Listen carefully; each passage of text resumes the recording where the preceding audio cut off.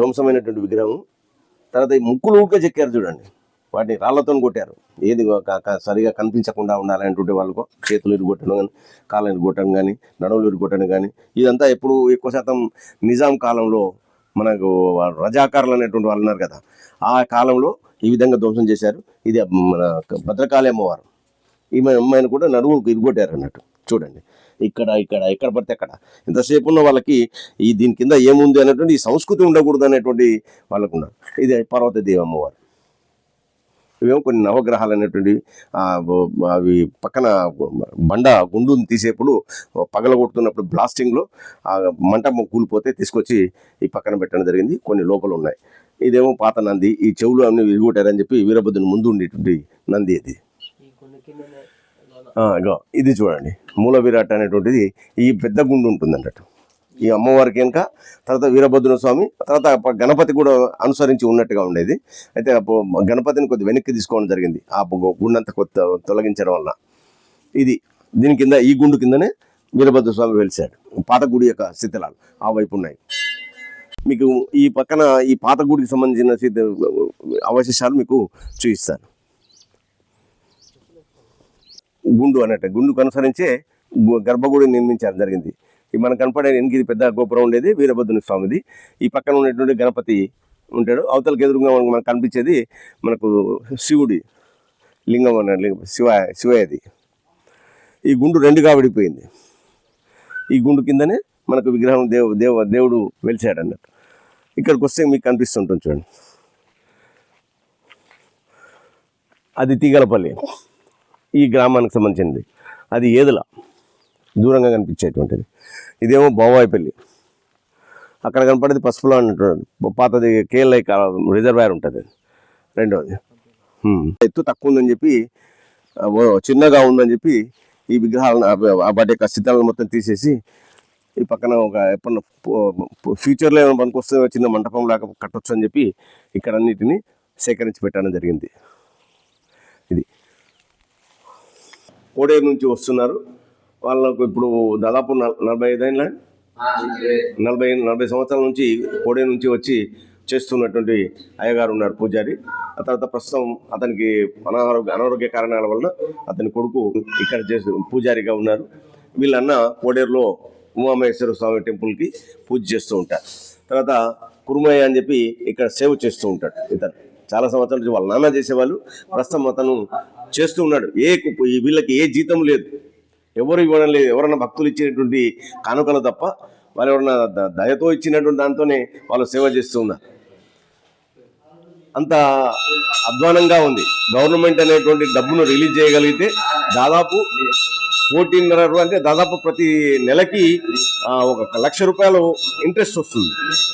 ఆ దానితోనే వీళ్ళకి జీతాలు, మెయింటెనెన్స్ ఎవరిని అడగాల్సిన అవసరం లేదు. దూపదీప నైవేద్యాలు కూడా గవర్నమెంట్ నుంచి రావట్లేదు. ఎందుకంటే ఒక కమిటీ కావాలనేటువంటిది, ఇంత పురాతనమైనటువంటిది గవర్నమెంట్ డబ్బు తీసుకొని వాళ్ళ ఈ దేవాలయం డబ్బునే తీసుకొని వాళ్ళు అనుభవిస్తున్నారు తప్ప దేవాలయానికి సంబంధించినటువంటి ఎటువంటి డబ్బును వాళ్ళు రిలీజ్ చేయకపోవడం వలన మాకు చాలా ఇబ్బందిగా ఉంది. ఇక్కడ వచ్చేటువంటి వాళ్ళకు ఏమైనా భక్తులకు ఏమైనా వసతులు కూడా చాలా కష్టపడి దాతల నుంచి సేకరించినటువంటివే. కింద ఒక బోర్ వేసి దాని నుంచి మోటార్ తీసుకొచ్చి ఒక ట్యాంక్ కట్టుకున్నాం. అయితే ఆ నీళ్ళు అనేటువంటిది ఒక్కోసారి ఎండాకాలం వస్తే నీళ్ళు సరిపోవడం లేదు.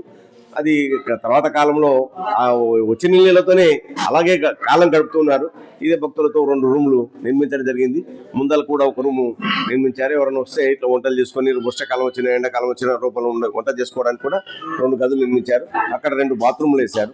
ఒకప్పుడు ఈ మధ్యన గుండు ఉన్నది.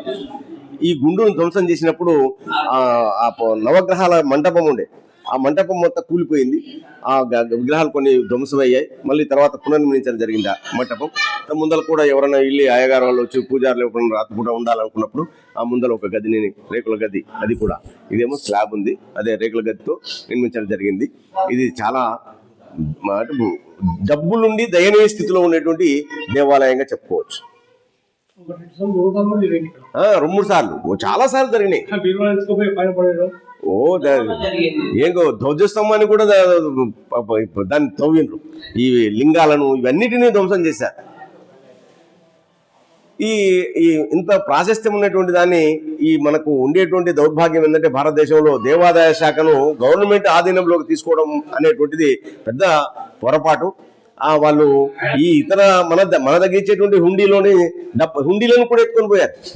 దీనికంటే ముందు 2-3 సార్లు హుండీ ఎత్తుకొని పోయి వాటిని పగలగొట్టి తీసుకొని వెళ్ళినటువంటి దౌర్భాగ్య స్థితిలో మనకి ఉన్నటువంటి ఈ ఊరికి దూరంగా ఉండడం, దీనికి కాపలా లేకపోవడం, తర్వాత గవర్నమెంట్ అనేటువంటి ఆధీనం దీనికి కావాల్సినటువంటి డబ్బును రిలీజ్ చేయకపోవడం, తర్వాత మన డబ్బునే వాళ్ళు వాడుకొని మసీదులకు వాళ్ళకి మనకు చర్చి ఫాదర్లకి జీతాలు ఇస్తున్నారు తప్ప వీళ్ళకి ఇవ్వడానికి వాళ్ళకి మనసు పట్టలేదు. వాళ్ళు ఎవరు లేక ఒక అప్లికేషన్ పెట్టుకుంటే చాలా వాళ్ళకి ఇస్తారు. మళ్ళీ ఈ డబ్బునే వాళ్ళు వాడుకుంటున్నారు. మనకు కావాల్సిన ఇంట్రెస్ట్ కూడా ఇది దరిద్రం ఏంటంటే చర్చిలకు వచ్చేటువంటి ఆదాయాన్ని కానీ మసీదులకు వచ్చే ఆదాయాన్ని కానీ ఒక ఇన్కమ్ ట్యాక్స్ వాళ్ళు కట్టారు. కానీ మన దేవాలయ శాఖలో ఉండేటువంటి ఏ డబ్బు వచ్చినా సరే దానికి మనం ట్యాక్స్ కడుతున్నాం. తిరుపతి దేవస్థానం 30% ట్యాక్స్ కడుతున్నారు. అంటే ఎన్ని కోట్ల రూపాయలు ప్రతి నెల వాళ్ళు ట్యాక్స్ రూపంలో వెళ్తూ ఉంటుంది. మన దేవాదాయ శాఖలు అన్ని దేవాలయాల్లో ప్రాశస్త్యం ఉన్నటువంటి దేవాలయాల్లో వచ్చే డబ్బంతా వాళ్ళు వాడుకుంటూ మళ్ళీ వాటిని ఈ హుండీలో వేసినటువంటి బంగారం కావచ్చు, వెండి కావచ్చు, దాని రూపంలో మనకి ఈ మధ్య కాలంలోనే ఇక్కడ శబరిమలలో దాదాపు 40 కిలోల బంగారం తాపడం ఉండేటువంటి దాన్ని 4 కిలోలు తగ్గించి రాగిని కలిపి కొత్తగా చేశారని చెప్పి మనకి ఈ మధ్య వార్తల్లో చూస్తున్నాం. అంటే అంత దౌర్భాగ్య స్థితిలో మన గవర్నమెంట్ వాళ్ళు, ఈ కాంగ్రెస్ గవర్నమెంట్ అంతకుముందు ఉండే వాళ్ళు కానీ మన దేవాదాయ శాఖను పూర్తిగా వాళ్ళు ఒక ఆదాయ వనరుగా చూసుకున్నారు తప్ప దీని వలన భక్తుల్లో కానీ ఇప్పుడు అరాచక శక్తులు తగ్గుతాయి. మనకు దేవాలయం అనేది ఏం చేస్తుంది, మనకు పవిత్రమైన భావన కలిగిస్తుంది. తప్పు చేయకూడదనేటువంటి భావాన్ని కలిగించడానికి ఒక దేవాలయం అనేటువంటి మనకు మూల స్తంభాలుగా ఉన్నాయి.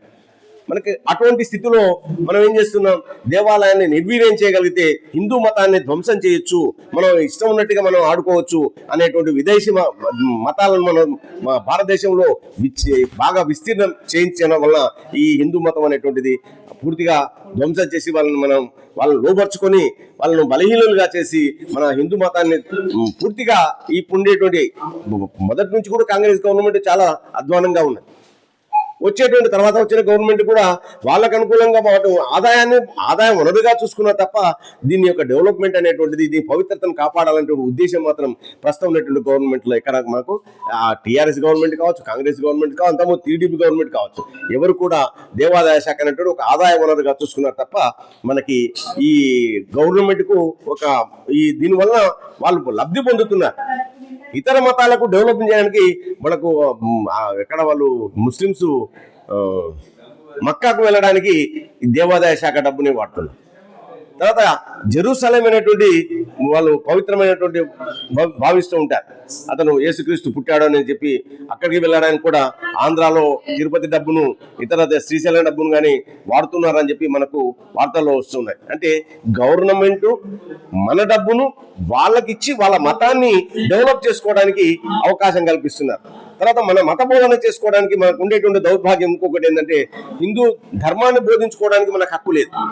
రాజ్యాంగంలో మనం కోల్పోయినటువంటి మొట్టమొదటి ఇప్పటికి కూడా మనకు హిందువులు మేల్కొనకపోతే మన చరిత్ర కానీ, రామాయణం కానీ, భారతం కానీ, మన భాగవతాన్ని కానీ, లేకపోతే దేనైనా సరే మనం పూర్తిగా నేర్చుకోవాలంటే మన పుస్తకాలని, మన గ్రంథాలని మనకు పిల్లలు నేర్చుకునే విధంగా విద్యా వ్యవస్థలో వారిని చూపించగలిగితే మన పురాతనంగా మనం ఇప్పటికి కూడా మన పిల్లలకి నాకే పూర్తిగా తెలియదు.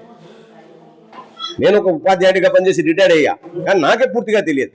ఎందుకంటే నాకు చిన్నప్పటి నుంచి దాని గురించి మనం నేర్చుకోవాలనేటువంటి ఎవరు కూడా దానికి చెప్పలేదు. ఎంతసేపు ఉన్న ఆ బాబరు, అక్బరు, వాళ్ళ తర్వాత వీళ్ళు వచ్చిండ్రు, వాళ్ళు వచ్చిండ్రు, ఎంత ధ్వంసం చేసిండ్రు అని చెప్తున్నారు తప్ప వాళ్ళని గొప్పగా మార్చడం జరిగింది. మొట్టమొదటి కమ్యూనిస్టులు, కాంగ్రెస్ వాళ్ళు మన భారతదేశంలో ఉండే హిందూ మతాన్ని నాశనం కావడానికి వీళ్ళిద్దరే కారణం. మన చరిత్రలను మార్చడానికి కూడా వీళ్ళే కారణం. మెకాలే అనేటువంటి ఆయన విద్యా వ్యవస్థలో గొప్పది అని చెప్పుకున్నారు కానీ తప్ప మన భారతదేశంలో హిందూ ధర్మము, హిందూ మతము, హిందూ గ్రంథాలు అనేటువంటి ఎంత గొప్పగా అనేటువంటి బయట దేశాల నుంచి మన దేశానికి తక్షశిల వంటి ఒక యూనివర్సిటీలకు వచ్చి వివిధ దేశాల నుంచి వచ్చి ఇక్కడ చదువుకునేటువంటి ఒక మనకు విద్యా వ్యవస్థ ఉన్నటువంటి అతి పురాతనమైనటువంటి యూనివర్సిటీ.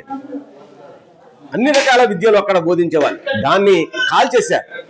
అక్కడ ఉండేటువంటి మనకు చరిత్ర మనకు ఈ మధ్య కాలంలో చాలా మంది ఔత్సాహికులు దాని గురించి పరిశోధన చేస్తూ తెలుసుకుంటూ మనకి పేపర్ల ద్వారా యూట్యూబ్ ఛానళ్ళ ద్వారా వాళ్ళు బయట పెడుతూ ఉన్నారు. దాని గురించి ఇప్పుడు కొంత తెలుస్తూ ఉంది తప్ప ఇప్పటికైనా సరే పూర్తి చరిత్ర మనకి తెలియకుండానే దాచిపెడుతున్నారు తప్ప గవర్నమెంట్ వాళ్ళు మారాలి, హిందూ ధర్మం అనేటువంటి బతికించాలనేటువంటి ఒక చట్టాలు రావాలి. మన గ్రంథాలను విద్యా వ్యవస్థలు తప్పనిసరిగా చొప్పించగలిగినప్పుడే మనకు ఇప్పుడు ఈ మధ్య కాలంలో భార్యాభర్తలు కానీ తల్లిదండ్రులు కానీ పిల్లలు అనేటువంటి ఎవరికి వాళ్ళు విడిపోతున్నారు తప్ప కలిసి ఉండాలనేటువంటి సిస్టమ్ మనకు హిందూ ధర్మంలో ఉంది. ఆ ధర్మాన్ని నాశనం చేస్తే ఎవరికి వాడు విడిపోతాడు, ఒంటరిగా మిగిలినప్పుడు మనం ఈజీగా మన మతాలను ఇతర మతాలని ఇప్పుడు మనకి ప్రభుత్వాలు కానీ ఇతర మతాలు కాచుకొని కూర్చున్నాయి. భారతదేశాన్ని ఎప్పుడు లోపరుచుకోవాలి. ఇంతకుముందు దండయాత్రలో ఎన్నో దేవాలయాలను ధ్వంసం చేసి అక్కడ ఉండేటువంటి 100 కిలోలు బంగారాన్ని డబ్బును దోచుకొని వెళ్ళారు. ప్రధానంగా దేవాలయం మీద దాడి చేయడం ఎందుకంటే అప్పుడు రాజులు మాన్యాలు తర్వాత డబ్బును దేవాలయాలకు వాళ్ళు బాగా పోషణ చేసేవాళ్ళు. ఆ పోషణ అనేటువంటిది వాళ్ళు ఏం చేశారంటే భక్తులు తమ యొక్క ఏదైనా కానుకల రూపంలో ఇచ్చేటువంటి బంగారం వెండి రూపంలో ఏవైనా దేవునికి మనం భక్తిగా ఇస్తాం. కానీ వాళ్ళు ఏం చేస్తారు, దాన్ని ఆదాయ వనరుగా వాళ్ళ దేశాలు బాగుపడాలి, ఈ మతాన్ని నాశనం చేస్తే మనం ఎప్పటికైనా సరే ఈ మధ్య కాలంలో మనం ఆయన ఇచ్చాడు మనకి దేవాలయాన్ని డబ్బును హిందువులకు ఎందుకు వాళ్ళకి అవసరం లేదు, మన ముస్లింలకు పంచుతాం అని చెప్పి కర్ణాటకలో మధ్యన ఆర్ఎస్ఎస్ను కానీ లేకపోతే ఇతర బ్యాన్ చేయాలనేటువంటి ఆర్ఎస్ఎస్ అనేటువంటిది స్వచ్ఛందంగా ఏ స్వార్థం లేకుండా దేశ సేవ చేసేటువంటి ఒక స్వచ్ఛంద సంస్థ. ఎక్కడ కూడా ఎవరిని కూడా దానం అడిగేటువంటి స్థితిలో లేకుండా హిందువులు మాత్రమే హిందూ ధర్మాన్ని రక్షించాలనేటువంటి భావనతో ఉండేటువంటి ఒక గొప్ప సంఘము ఆర్ఎస్ఎస్. దాని గురించి దాదాపు 100 సంవత్సరాలు పూర్తి అయింది. ఇప్పటికీ ఆయన హెగ్డేవారు స్థాపించినటువంటిది. వాళ్ళ యొక్క మూలాలతో ఉండేటువంటి ప్రస్తుతం బీజేపీ గవర్నమెంట్ ఉంది. ఆ బీజేపీ గవర్నమెంట్ పూర్తి స్థాయిలో వచ్చి వాళ్ళు ఎక్కడ కూడా ముస్లింస్కి వ్యతిరేకంగా ఎక్కడ చట్టాలు లేవు, వాళ్ళని వద్దని చెప్పట్లేదు. భారతదేశంలో ఉండేటువంటి వాళ్ళు, భారతదేశాన్ని ప్రేమించే వాళ్ళు మాత్రమే భారతదేశంలో ఉండాలి. ఇతర దేశాల నుంచి వచ్చినటువంటి వాళ్ళు మన దేశానికి ఎప్పుడైనా హాని చేస్తారో వాళ్ళు పాకిస్తాన్ జిందాబాద్ అనేటువంటి వాళ్ళు అక్కడి నుంచి వచ్చిన వాళ్ళు అంటున్నారు. ఇక్కడ కూడా కొంతమంది తయారవుతున్నారు. ఆ విధంగా ఉండేటువంటి వాళ్ళు ఎప్పుడు కూడా మన దేశానికి మేలు చేయరు, మన దేశాన్ని పట్టించుకోరు, మన దేశాన్ని నాశనం కోరుకుంటారు తప్ప వాళ్ళు ఎంతసేపు డబ్బు దీని నుంచి బతకాలి అనేటువంటి అభిప్రాయంతో ఉండేటువంటి ఈ క్రిస్టియన్ మతం కావచ్చు, ముస్లిం మతం కావచ్చు, ఈ వాళ్ళ ముందు వాళ్ళ దేవుని వాళ్ళు కొలుచుకోండి, ఇతర దేవుళ్ళని మాత్రం విమర్శించకూడదు. మనం ఇతర దేవుళ్ళు వాళ్ళు మొక్కుంటే మనం ఏమో కాదనట్లేదు, పక్క నుంచి వాడు మొక్కున్నా సరే మనం ఇంట్లో ఈ భవిష్యత్తులో మనం గంట కట్టుకోవాలన్న కూడా పక్కన ఉండే క్రిస్టియన్ కానీ ముస్లిం కానీ చట్టం తీసుకొని రావాలనేటువంటి ఒక దరిద్రమైన స్థితిలో మనం వచ్చేటువంటి స్థితి ఉంటుంది. అందువలన హిందువులు చైతన్యమైనప్పుడే మన దేవాలయం కానీ మన సంస్కృతి కానీ ధర్మం కానీ కాపాడబడుతూ ఉంటుంది. జై హింద్.